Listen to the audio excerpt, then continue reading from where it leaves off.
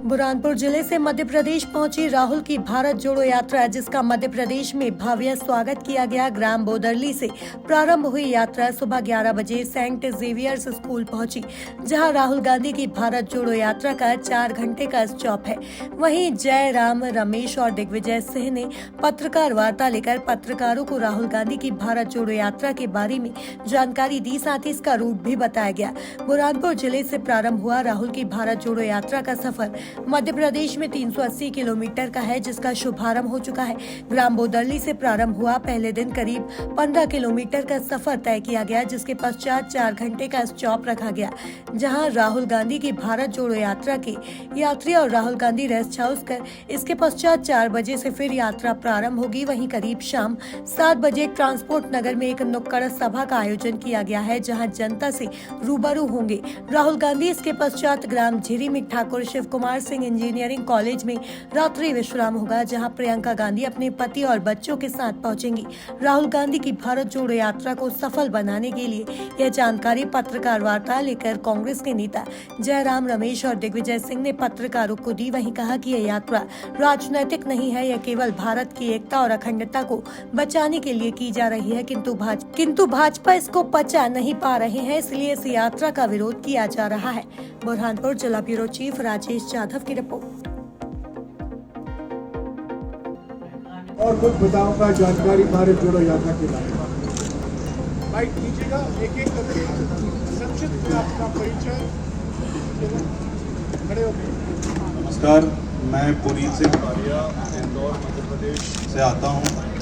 भारतीय युवा कांग्रेस का राष्ट्रीय सचिव हूँ और इस यात्रा से इसलिए जुड़ा हूँ कि आज देश में जो माहौल है, जिस मकसद से राहुल जी सड़कों पर उतरे हैं, उनके साथ कंधे से कंधा मिलाकर चलना चाहता हूं और इस ऐतिहासिक यात्रा का हिस्सा बनना चाहता हूं। धन्यवाद।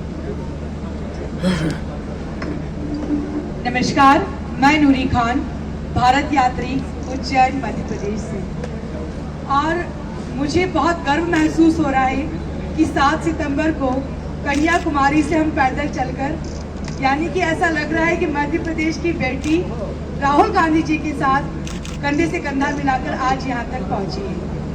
और आज से 1 वर्ष पूर्व मैंने अगस्त क्रांति के नाम से 350 किलोमीटर की एक यात्रा की थी, लेकिन 3500 किलोमीटर की यात्रा नामुमकिन से नजर आती है। पर हर रोज जब हम राहुल गांधी जी का चेहरा और उनकी इच्छा शक्ति देखते हैं तो ये यात्रा हमारे लिए बहुत ही आसान हो जाती है। और महात्मा गांधी जी के बाद इस सदी के एक ऐसे नेता जो इस देश में नफरतों के खिलाफ चल रहे हैं, उनके साथ इस यात्रा में भाग लेकर हमें भी बहुत ही गर्व महसूस हो रहा है। धन्यवाद। जय हिंद। मध्य प्रदेश के सभी लोगों को मेरा प्रणाम। मेरा नाम है अपनी बंसल। मैं हरदा मध्य प्रदेश की निवासी हूँ और सुप्रीम कोर्ट में पिछले 10 सालों से वकालत कर रही हूँ। यूनिवर्सिटी ऑफ ऑक्सफोर्ड यूके से मेरे मास्टर्स हुए हैं लॉ में। हार्वर्ड लॉ स्कूल अमेरिका से मैंने पढ़ाई करी है। तो इस यात्रा में बहुत सारे मुद्दे हैं जिनको लेकर मैं चल रही हूँ, लेकिन जो 2 मुद्दे मेरे दिल के सबसे करीब हैं, उसमें से एक है संविधान बचाना। देखिए, कोर्ट में प्रैक्टिस करना एक अलग चीज़ है, लेकिन न्याय व्यवस्था के साथ क्या हो रहा है ये हम सब देख रहे हैं।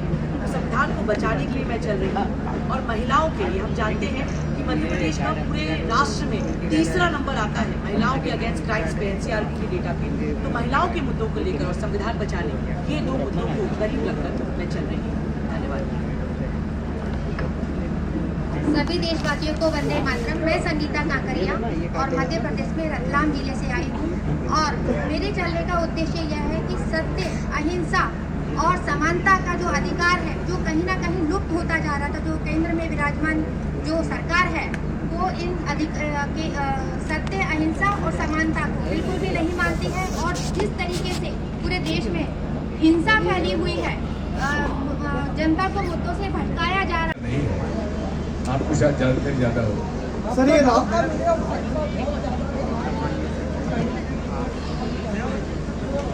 कोई पहली बार हो रहा है। सर, कहा जा रहा है, ये जो असम के मुख्यमंत्री हैं, उन्होंने कहा कि राहुल का चेहरा गाड़ी में ऐसा राहुल का चेहरा सद्दाम हुसैन जैसा लगने लगा है। ये हेमंत विश्वा शर्मा ने कहा कभी आपके साथ। ये वही व्यक्ति है जो कि पहले कांग्रेस में रहते हुए किस प्रकार से पैर पकड़ता था कांग्रेस के लीडर्स का। मैं वहाँ का 6 साल तक इंचार्ज रहा हूँ, इसलिए मैं ये नहीं बताऊंगा कि वहाँ वो क्या है और कैसे है, लेकिन वो कर रहे हैं मैं उसकी घोर निंदा करता हूँ और उनको शर्म आनी चाहिए। आज जो कुछ भी है वजह से। सर 2023 और 24 के चुनाव में इस भारत जोड़ो यात्रा का कितना लाभ कांग्रेस पार्टी को मिलेगा? कुछ चीज़ें ऐसी होती हैं जो कि चुनाव से नहीं जोड़ी जा सकती। हम कोई वोट मांगने नहीं निकले, हम भारत में जिस प्रकार अमीर गरीब की दूरी बढ़ती जा रही है, स्वयं राष्ट्रीय स्वयंसेवक संघ के दत्तात्रेय हसबोले साहब कह चुके हैं कि देश में गरीबी बढ़ रही है। उस गरीब और अमीर की खाई को भी दूरी करना चाहिए कि नहीं चाहिए, मैं आपसे पूछता हूँ, क्या ये राष्ट्रीय मुद्दा नहीं है? जो धार्मिक उन्माद से नफरत फैलाई जा रही है, क्या ये देश के लिए उचित है? क्या ये हमारे सनातन धर्म की परंपरा है? जो सनातन धर्म विश्व को अपना कुटुंब मानता हो, जिस प्रकार से यहाँ पर धर्म का बात को लेकर उन्माद फैलाया जा रहा है, उसको भी हमें दूर करना है। नफरत को प्रेम और सद्भाव में बदलना। सर राहुल गांधी ने भारतीय संविधान का मखौल उड़ाया जा रहा है। हर व्यक्ति को समान अधिकार है संविधान में, लेकिन जिस प्रकार से कुछ एक वर्ग को चुन कर प्रताड़ित किया जा रहा है, जो उनके खिलाफ बोलता है या सत्य बोलता है, उनको भी खिलाफ भी झूठे मुकदमे दायर किए जाते हैं। ED, IT, CBI. Bharatiya Janata party ने सरकार आने के बाद जो छल किया है देश के युवाओं के साथ, देश की महिलाओं के साथ, देश के किसान जो अन्नदाता हैं उनके साथ, तो आज जो नफ़रत का माहौल देश के अंदर फैला हुआ है आदरणीय राहुल गांधी जी ने, और ये कहना भी गलत नहीं होगा कि एक वक्त एक समय में जिस तरीके से शंकराचार्य जी ने एक खोज करने के लिए जब अपनी यात्रा शुरू की थी कन्याकुमारी से कश्मीर तक, मैं समझती हूँ कि आज राहुल गांधी जी ने महिलाओं की सुरक्षा के लिए, देश के युवा जो बेरोजगार हैं, जो परेशान हैं, जो बढ़ती महंगाई है, इन सारी चीज़ों से और देश के अंदर जो नफ़रत फैली हुई उन सारी चीज़ों से निजात दिलाने के लिए, भारत को जोड़ने के लिए, भारत की जो एकता है, भारत की जो सुंदरता है, उसको कायम रखने के लिए जो राहुल गांधी जी ने निर्णय लिया है, आज मध्य प्रदेश की नहीं बल्कि पूरे देश की जनता उनके साथ है। मैडम 23 और 24 में कितना रिस्पांस मिलेगा? बिल्कुल मध्य प्रदेश में बहुत अच्छा रिस्पांस मिलेगा राहुल जी की इस यात्रा से, क्योंकि राहुल जी के जो उद्देश्य है वो देश की, प्रदेश की जनता, युवा, महिला, किसान सबके हित में है। तो निश्चित तौर पे कि आज जो उत्साह हम यहाँ खंडवा में, बुरहानपुर में देखा जा रहा है, मध्य प्रदेश के कई और जिलों से जब वो गुजरेगी यात्रा तो बड़ा उत्साह रहेगा और इसका बहुत फर्क पड़ेगा। मैडम जहाँ तक बात है, जैसे अभी हिमाचल में ईवीएम मशीन को लेकर चुनाव आयोग ने अधिकारी निलंबित किया, क्या ईवीएम के बारे में आपका क्या कहना है? देखिए, भारतीय जनता पार्टी का काम यही है कि जिस तरीके से वो देश के अंदर कब्जा करते हैं, जिस तरीके से उन्होंने यहाँ मध्य प्रदेश में आपने देखा कि जनता द्वारा चुनी चुनाई सरकार को किस तरीके से गिराया। आदरणीय कमलनाथ जी ने को जनता का समर्थन मिला था, जनता ने एक उस विश्वास के साथ कि मध्य प्रदेश में एक अच्छी सरकार बनेगी कांग्रेस की, जो किसानों के हित में काम करेगी, जो युवाओं के हित में काम करेगी, जो महिलाओं के सुरक्षा के लेके काम करेगी, जो महंगाई को लेके काम करेगी। उस भारतीय जनता पार्टी ने उस सरकार को गिरा दिया, खरीद फरोख्त करके गिरा दिया, विधायकों को खरीद लिया।